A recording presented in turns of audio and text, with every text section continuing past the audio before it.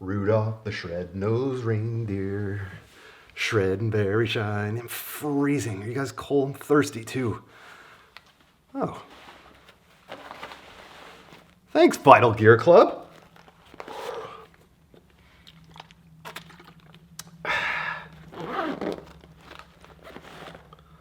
Thanks, deity. Johan, how cold is it where you are? It's gotta be just as bad as here, doesn't it?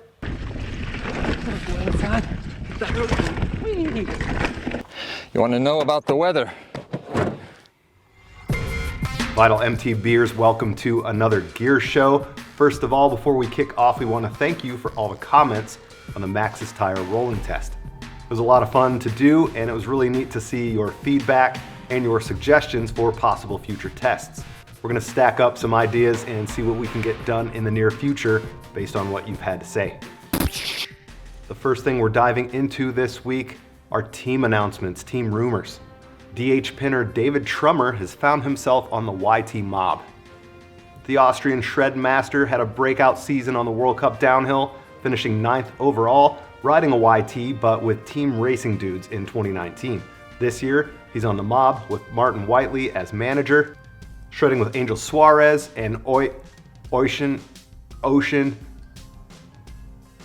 Double O'Callaghan out of Ireland, and Guy Johnston out of New Zealand. Should be a good season for that crew. All right, what's the deal with Aaron Gwynn's blacked out pedal? And what's up with Florian Nicolai? Loose Dog, he thanks Royal Racing for their time together. Wonder where he's gonna go. Ines Toma confirms 2 more years with Canyon Factory Racing. And finally, hide your mom from G. Atherton. That's so funny. When applicable, we'll bring you the team news, the team rumors, the gossip, because silly season is about to get silliest. So one thing we've noticed that's been missing from the internet are mountain bike specific how-tos. Like how to ride, how to jump better, how to be a better mechanic. So we're gonna implement some of our own how-tos in the Vital Gear Show. Do you remember the hassle and the time it took for me to change tires in the Maxxis tire rolling test? Well, thanks to Idaho shredder Kevin Lillywhite, we're stoked to share with you this super insider, industry-only mechanic secret for getting your tires off super fast and miraculously without tools.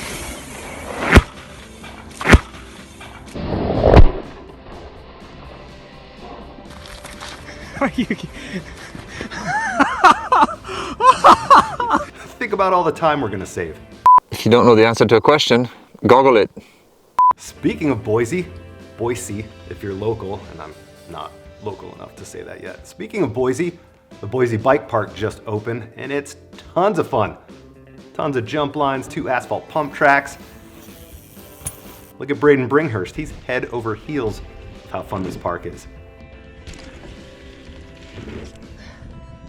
At the Boise Bike Park on Instagram, keep up with all the goods.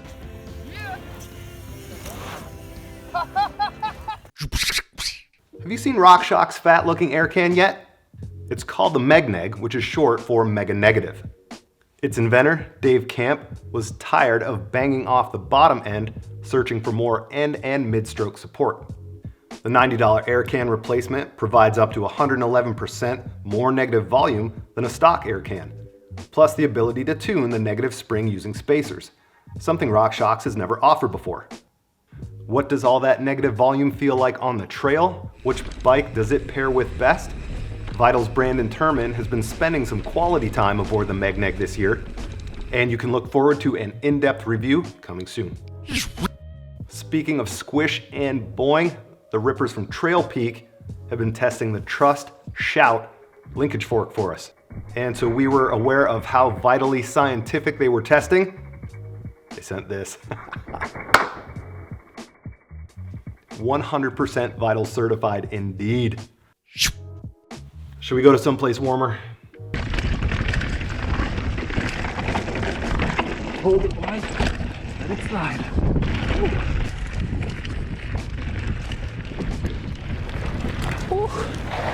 Well, that was fun. You want to know about the weather? Depending on where you live, you may or may not want to know about what kind of weather I'm enjoying out here today. Tell you what though, let's do a little Trailside Tech talk instead. Come on, let's sit down. If there's a name that probably everybody in mountain biking knows, it's XT. Shimano's workhorse group set has been around pretty much forever, and it's been through several different versions over the years. The latest version is by far the most exciting one, however, for several reasons. I'm currently in the middle of long-term testing the new XT group, but since we're here already, let me give you some of my impressions after a couple of months on the trail. On the transmission side, it's no secret that Shimano took probably way too long to fully commit to the one-by drivetrain movement, but they finally joined the party and it was well worth the wait. The new XT cassette delivers a whopping 510% of gear range thanks to a 10 to 51 tooth spread in the cogs, while the rear derailleur has had several key updates, including a larger offset of the top pulley wheel. The ergonomics of the shifter will be familiar to anybody with Shimano experience, and rest assured you can still shift multiple gears in either direction, which is super cool out on the trail. On the topic of shifting, this is really the big piece of news here. The new cassette and chain work together to deliver what I think is the best shifting experience currently on the market. Uphill or downhill, hit that next gear, the chain jumps over, no fuss, no noise, hardly a missed shift in 2 months of testing. But what really impressed me is how well this cassette manages shifts under load. Say you're coming into a hill, cranking away, you realize you're in the wrong gear, just drop a gear, drop 2 gears, it doesn't matter. The cassette deals with it, it doesn't even complain about it. That's pretty impressive, and to say we're stoked on how far shifting quality has come with this new group would be an understatement. When it comes to brakes, historically speaking, you were either a Shimano fan or you weren't. That's how different Shimano's brakes have traditionally been to most others available on the market. Today there are some other brands that start to mimic that feel, but certainly when you think about a light lever touch and lots of power, you still think Shimano. So what's the deal with the latest XT4 pods then? Well, they still retain that Shimano feel with a very distinct bite point and lots of power, but they also offer a lot more modulation than some of Shimano's other brakes. As somebody who tests a lot of bikes and components, I've always found it a little bit tricky to go to Shimano brakes after riding something else for a while, but with this latest generation, the lines are beginning to blur. It's now much easier to enjoy that direct touch and the power without fear of retribution in case you should get a bit eager with the lever. And if you wonder whether or not this generation of brakes still has enough power, just ask Loris Vergier. Check out his World Cup bike from this year. Unlike his syndicate teammates, he traded in his Saints for XTRs. Well, with all that said, I think I'm gonna go bang out another lap because, yeah, how about that weather? Archer Components asked if we'd like to give their D1x Trail wireless shifting system a go. Heck yeah, why not? The retrofit kit has a shifter that talks to a chainstay mounted servo, which activates the cable for your existing derailleur. They claim it'll work with most any drivetrain and that it's quicker, easier, and more flexible than a mechanical system. We're downloading apps, we'll be pushing buttons, so stay tuned. It's time for Let's Weigh Some Stuff!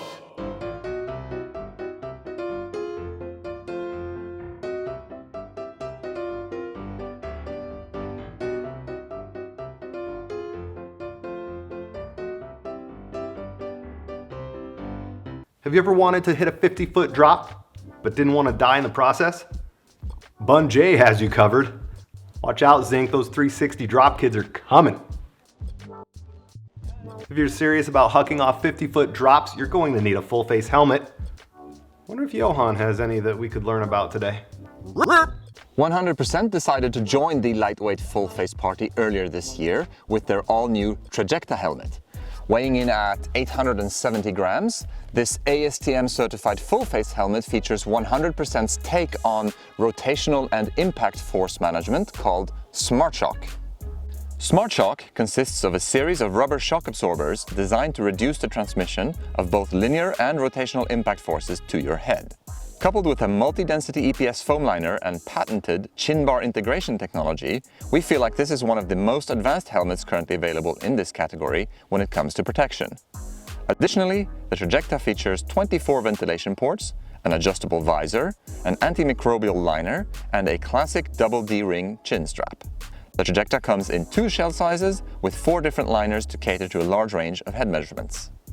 I typically run a size large in most helmets, and I found the size large Trajecta a perfect fit.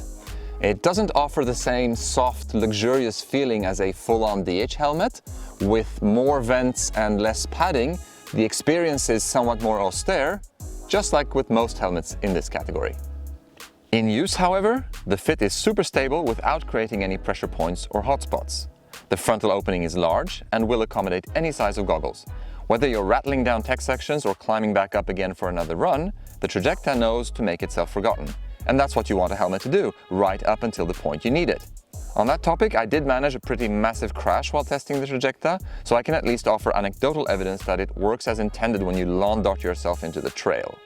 The ventilation is great, right up there with the leading helmets in this category, and 100% gets bonus points for having managed to place only 2 of the 24 vents under the goggle strap. Psst!